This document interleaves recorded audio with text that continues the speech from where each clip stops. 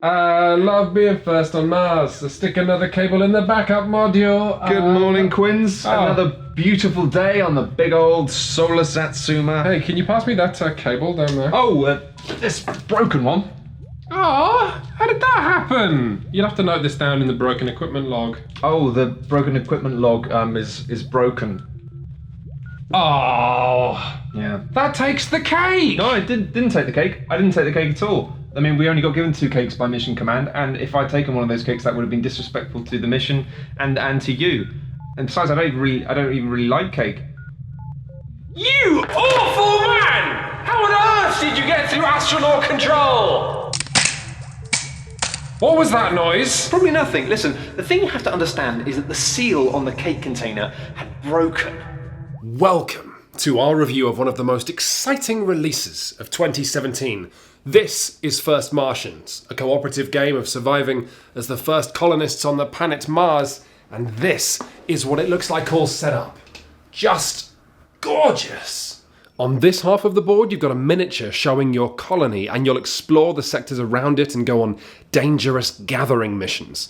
On this half, you've got a plastic representation of a glittering bank of LEDs, which start green and, whenever something breaks, whether it's the oxygen scrubber in your working bay or the electronics in your farm, you'll replace that cube with a red one, as if you were staring at a light-hearted grin that gradually gets its teeth knocked out by harsh realities. And then, surrounding the game, we have 15 custom dice, packs and packs of cards, an accompanying app. Every imaginable flavour of throat lozenge. 2 Mars cars, it's a crane, not a gun, don't get excited, and so many ways to play. This game comes with 6 different scenarios for you to try, but more excitingly, it comes with 2 separate campaign booklets, and when you play from mission to mission in a campaign, your base stays the same, meaning that every single decision matters, and best of all, there are 4 separate envelopes containing secret, one-use game components that you're going to reveal as you progress through the campaigns.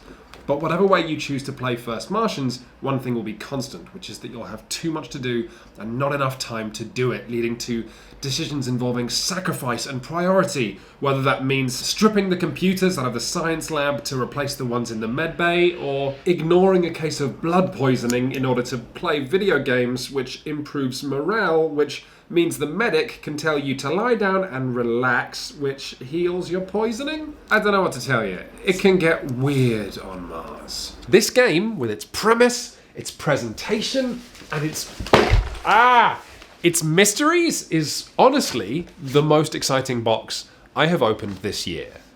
And now I've gotten you hot under the collar, I'm going to have to pour cold water on you. Because a few hours after I'd opened this box, I knew there was no way Shut Up and Sit Down could recommend it. So I probably learn just shy of 200 games a year, and yet I'm struggling to think of a game that's given me as much trouble as First Martians. I spent 90 minutes unpacking the game and reading the manual and still had questions, so I watched Watch It Played's excellent hour-long rules explanation video and still had questions. So I went back to the manual and thought, oh sod it, I can't be bothered with this anymore, let's just play.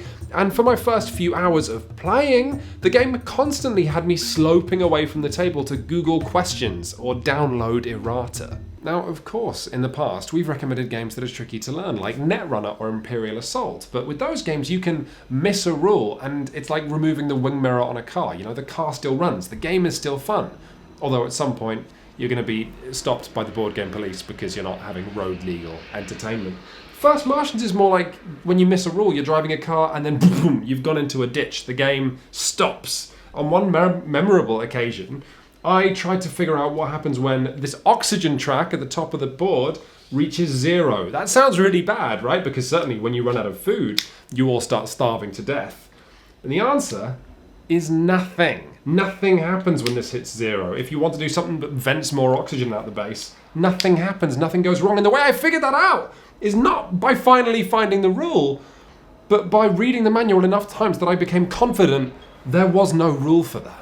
These legal potholes represent the worst of First Martians, but they also spoil the best of it, where you move on to the new mission of a campaign, and your reward is yet more ambiguous rules. And then there's the app. Now, some rules just aren't particularly well explained in First Martians manual. Other rules aren't explained at all because the app is expected to do them for you. But the app feels a bit like a butler who's had 3 drinks before starting his shift. Woe betide anyone who loads it up on a small phone, because between each mission of a campaign, you're expected to finger almost every component on the board into its current place. The app will even let you do this for meters that seconds later it will absent-mindedly tell you to reset. But if you try and skip this prodding admin, maybe because you're just going to go straight into the next mission of the campaign, the app will instead read a blank save file, which is equally confusing because then it will do things like tell you to load a blank map, which is reasonable, and I did. And then I cleared the whole map of components, and then I realised my mistake and had to remember where everything was and set it all up again! None of which is to say that I didn't eventually learn First Martians. The designer is very active online, responding to his players' pleas for help. But Shut Up and Sit Down is never going to tell you to pay £60 for a co-op game where learning all the rules is harder than the game itself. And this is a hard game. Speaking of which, now we've got all of that out of the way, we can begin the official Shut Up and Sit Down review of the game First Martians.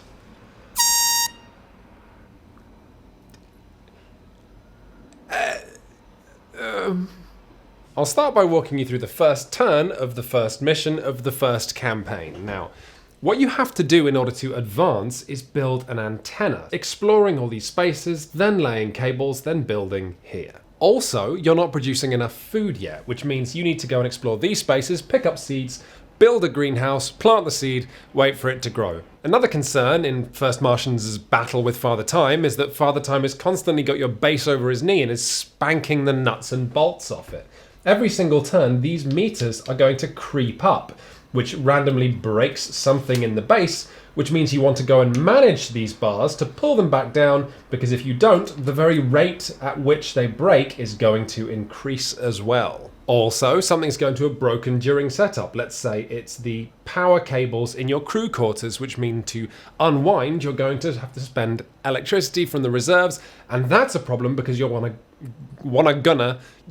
want to go to the crew quarters because it's only there that you can increase morale, which gives you morale tokens that unlock your special skills.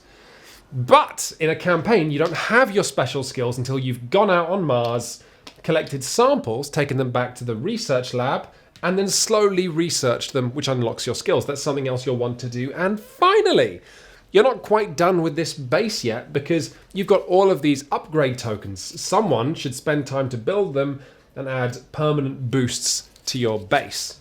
Another reason you're going to want to visit the crew quarters is it's the only way you can bring stress back down, and stress increases every turn by the number of astronauts, and whenever it maxes out, all the players take wounds because there's been a fight, which is already insane in a 2-player game. You're professional astronauts. In a 4-player game, I don't know, NASA must have hired some professional wrestlers or something. So there's a lot to worry about, right? Well, we're not even finished because every turn the app gives you an event which you have to deal with. In this case, we're recording videos for our families.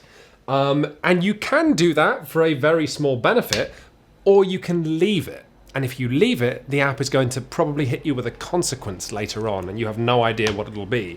If you fail to defraggle your hard drive or prepare the car for an earthquake, what's going to happen? Probably terrible, terrible things. So that's already an insane amount of stuff to think about on turn 1. And then the game in First Martians is to be found in the fact that between all the players, you only have a handful of little action lozenges every turn. So if you want to manage one of these meters, that's an action. If you want to improve morale, that's an action. If you want to fix the events that the app spat at you, that's an action. And oh god, we've already spent half our actions and we haven't even proceeded towards the objective yet. And here's the other thing. If you want to definitely succeed at one of the more complicated actions in the game, like building or science, that requires 2 lozenges. And then you automatically succeed. If you only spend 1 lozenge, you have to roll the corresponding dice for that action, meaning roughly a 66% chance of success, a 33% chance of a wound, and a 50% chance of an adventure! These adventures are nothing of the sort. An adventure means hitting the app up for something that happens, often gnomic and often colourless, like Captain's Log, today I fell off a cliff in the car, or Captain's Log, I think these batteries are But if these events are as dry as the Martian soil outside, the consequences are absolutely not. You might find that you can't build as well for 3 turns, and that's going to spell the death of your colony, maybe, unless you can figure out a solution and you care about your colony, because these decisions you're making are improbably evocative and bring this place to life. If your engineer is anemic and gobbling up all the food, figuring out when you can find the time to have them liaise with the medic in sickbay is exciting. If a storm's coming and you're trying to figure out how best to secure the base without knowing the consequences, that's interesting. Maybe someone wants to take the rover out with a dodgy axle and that one player throws up her hands because she doesn't want to be the one to fix it again. So that's roughly what a turn of First Martians might look like, what you might be thinking about.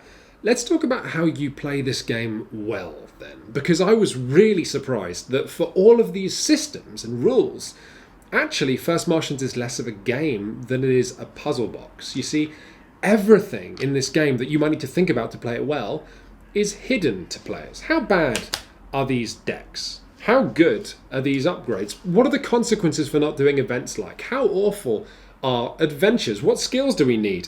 If we run out of power, what room should we shut down? And also, how difficult is it to reactivate that room? And you just have no idea. You don't even know what's going to happen next turn. Which means this game, getting good at it, is less about solving it and thinking about it than it is about playing it and learning, and then playing it and learning. And even when this game isn't being hidden, it's being massively obtuse. Like, you see these 3 dice that you roll for the 3 meters? They're all actually different. And not even in the way that you'd expect. What this means is that you have to, I think, play First Martians with players of a similar skill level, or just with the same group every time, because otherwise you're going to have the most experienced player or players telling everyone else what to do. And they can and will do that because this game barely gets any more complicated with 3 or 4 people than it does with 2 or even 1. Really, I think this is a 1-player board game with some optional rules for sharing it with more people. In fact, I had the most fun playing First Martians by myself. So I think that then makes the question, well, gosh darn it, Quinn, stop beating around the bush. When you did learn this game and you were playing by yourself, did you have a good time? Is this a good game?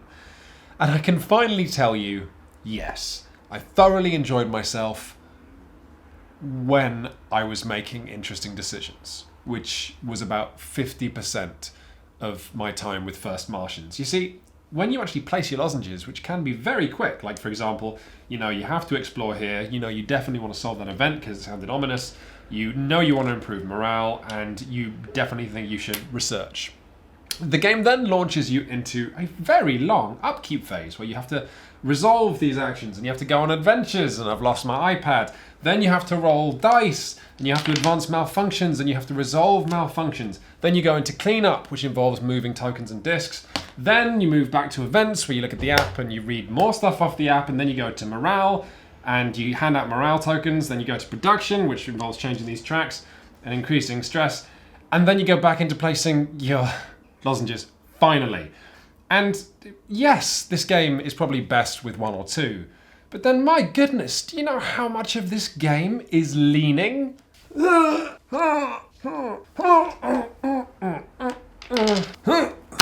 I've seen comments on the internet saying that it feels like this board game takes more turns than the players do, and I agree with that, but only because your objectives in First Martians, whatever scenario you play, are very different to how they are in most co-op games like Pandemic, Ghost Story, Space Alert, where an objective comes up and all the players go, oh, how do we do that? I know how to complete objectives in First Martians. I know how to build an antenna. I put my lozenges there for turn after turn after turn. But I don't want to do that because putting my lozenges around in places, that's the fun part. And speaking of structural fun, which is the best kind of fun, have you noticed how basically every board game ever has you building something? You're building a farm, you're building a home, you're building an outfit. Despite playing people who are ostensibly building a home, First Martians isn't a game where you build anything. It's a game of stuff shutting down. It's a game of not getting a car, but of the car first breaking, and then the garage breaking, and then the garage shutting down. And this does, if you're playing badly, build tension and it builds complexity, but it's just a bummer. Now, if anything, this game is less like First Martians and more like Last Martians, the last days of Mars. Closing time, everybody, and you turn off the lights. And this isn't about this game being hard. Some people will hear that last complaint and go, yeah, Quinns, it's just a hard game. No, it's not. It's not any harder than any co-op game I like or recommend. It's just less satisfying. It's more of a grind. And that's not a great combination with this game being a lot of work to learn and a lot of reaching and a lot of Googling. I feel like all I've done in this review is complain, and it's not going to stop yet, because next we have to look at story. Because surely if what's best about First Martians is this evocative sense of place, then this game could be saved by the story. We've certainly reviewed board games like that, like Betrayal at the House on the Hill or Tales of the Arabian Nights. But none of it is particularly good. I don't think Portal Games hired a writer, or if they did, it was a writer capable of the thought-provoking sentence, "Fear makes cowards of us all." I'm picking on a card here because it would be wrong for me to spoil anything in any of the campaigns or booklets. But just imagine The Martian with Matt Damon, except instead of farming potatoes, he was a potato. All the conversations in these books are just dull, and when they're not being dull, the characters in them are trying to be entertaining, and then they just come across as dicks. I keep thinking of the Crossroads cards from Dead of Winter and how, with a very limited word count, that deck just conjured incredible visceral stories of love and pain and daring solutions and humanity. And what does First Martians do with an app that can do anything at all? It gives you a drunk butler. Oh, I've had an adventure gathering boxes outside. What happens? It's It's a steam geyser? Yeah, it's a geyser full of steam. Just you up. Take a wound. Just randomly? That seems unlikely. Yeah, well, them's the breaks, so... I have to play music now? No, don't play... So, as the shut up and sit down train pulls into Disappointmentville, I just want to add 2 caveats. The first of which is, you might be thinking that I dislike this game more than any game we've reviewed this year, and it's absolutely not true. Listen to the Shut Up and Sit Down podcast if you want to hear me complain about some games. We just don't usually give video reviews to games unless they're really hyped or really interesting, and First Martians is both. Second off, remember that this might sound really negative, but if this was only one of 5 board games in the world, I would play the crap out of it. Shut Up and Sit Down is just in the business of reviewing games in the context of all the other games you can buy with your money. So within the context of that Royal Rumble, First Martians doesn't come off looking too good, I don't think. If you are looking for a great 1 to 4 player co-op game, Pandemic Legacy Season 2 is just a couple of months away, and if you would like to die in space with your friends, this game is still really good. This one, right here. Vlada Chvátil's Space Alert, award-winning 2009 game, which, hey, if you buy the expansion, has a campaign all of its own. But if you don't buy the expansion, it's still half the price of First Martians. And it's really good. There's just absolutely nothing like this for tension and teamwork and excitement. Very different game to First Martians, but, you know, I'll plug Space Alert, whatever opportunity you give me, basically. Thank you very much for watching, everybody. Have a lovely weekend.